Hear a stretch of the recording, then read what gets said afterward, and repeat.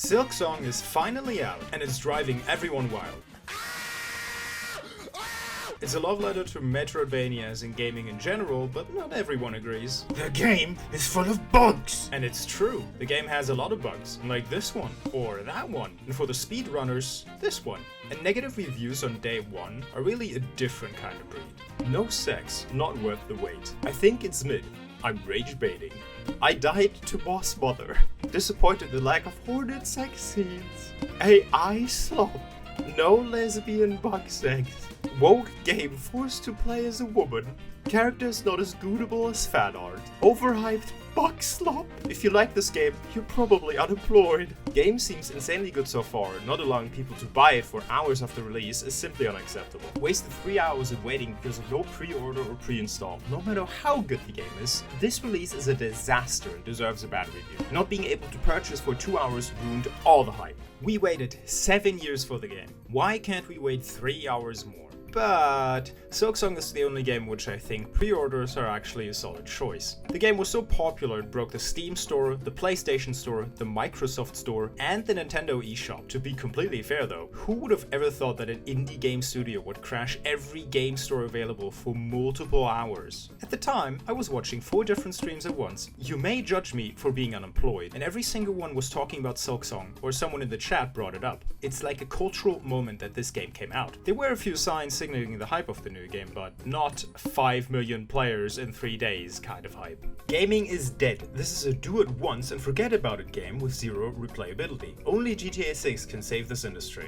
Stop looking at the negative reviews and play the freaking game, you twat! Too scary, made me scared. 9 souls, much cats. Silksong, 0 cats. Choice is obvious. This feels like a fan-made spin-off rather than a direct sequel to the best Metroidvania of all time. Don't make something different for the sake of being different, make it make sense. The 45-degree pogo is unjustifiable. Depending on which moveset you equip, you can make it much easier to downswing, or harder. I know I'm here reading reviews to make a funny video out of it, but these things just look like the biggest skill issue to me. While I'm no fan of the 45-degree dash, I don't think it's too bad. It's just learning the game and progressing. You can switch your moveset early by buying the expensive key from the first shop and going to the top left of the starting town. And if you just follow the game normally, you should come across the Reaper crest, which also changes your downswing. I correct myself, it's not a skill diff, it's a progression diff. Beta cuck game for beta cuck players with beta cuck controllers, I mean cuck dildos.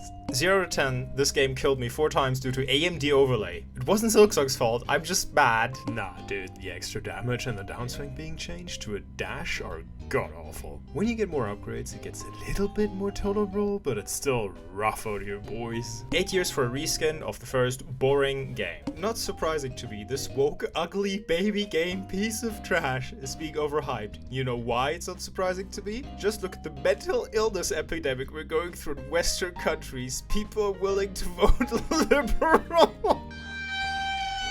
By Alpha Chat Danny.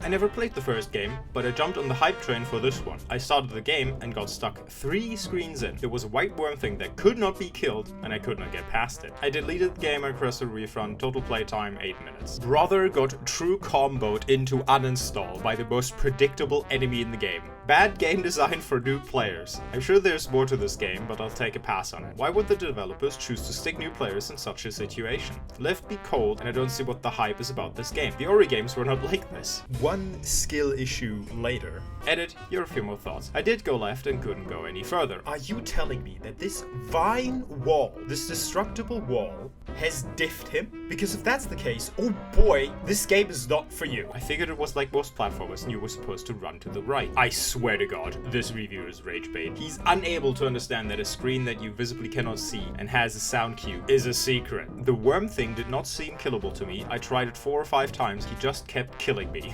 You can easily cheese it by hitting it and leaving the room.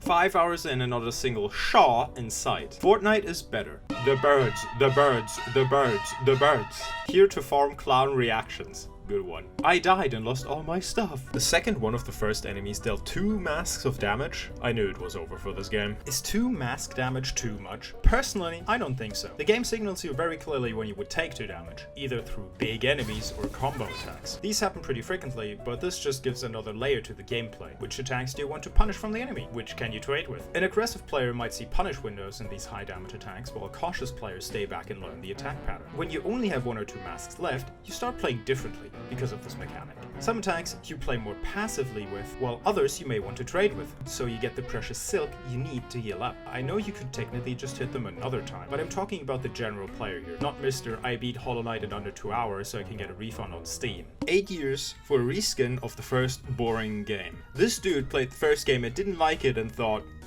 maybe the next one is to my liking, and proceeded not to like it. Absolutely horrendous. This feels nothing like Hollow Knight. The first real boss is balls, the story sucks, and the only relevance to the original game is Hornet and the healing system.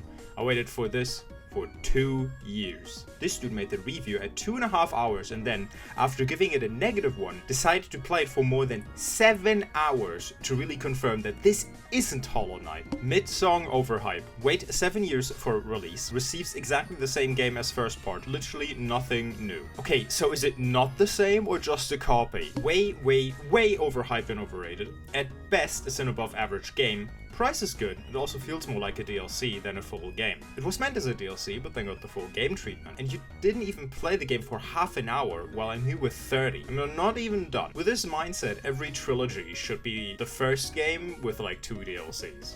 9 out of 10, great game, feels amazing, very fun. So much passion put in by the devs, but absolutely fuck Hunter's March. That's just way too much for me to read. The stupid red area with the ants. Hunter's March is where the 45-degree angle really pisses people off. A lot of the arena is only traversable by pogo bouncing, and not unlocking the Wanderer's Crest is what all of these reviews of Hunter's March have in common. Additionally, this area introduces the first enemy that feels like a back and forth with a challenge, a couple platforming difficulty and combat difficulty, and you have this. Now to the positive reviews. I know this video is called negative reviews, but the positive ones are just too funny to pass up. So I'm going to present to you the most stable Silksong fans. We would all crack Hornet. Shaw! She doesn't say. Shaw! No one will read this, so I'll just say I'm gay. Get the! My dad woke up and dropped his water glass at 6:40 AM. But that doesn't matter, because that meant I could get up and buy Silksong. I love paying taxes for my benches. I think I understand the thought process behind why little kids burn ants alive now. It's all over my monitor. The 72-hour-long, unskippable cutscene of lesbian sex was totally worth of the waiting. Who'll be silking their song mid-game. Quite good, even though Hornet has not removed her clothes yet. Edit. Y'all won't believe what happened. Some bug just made me drop all my anal beads. Big tall woman, double my eye. How can I stop violently orgasmic between short time spans while playing? And now for the final review. Cool but not my type of game. Product received for free. A product refundment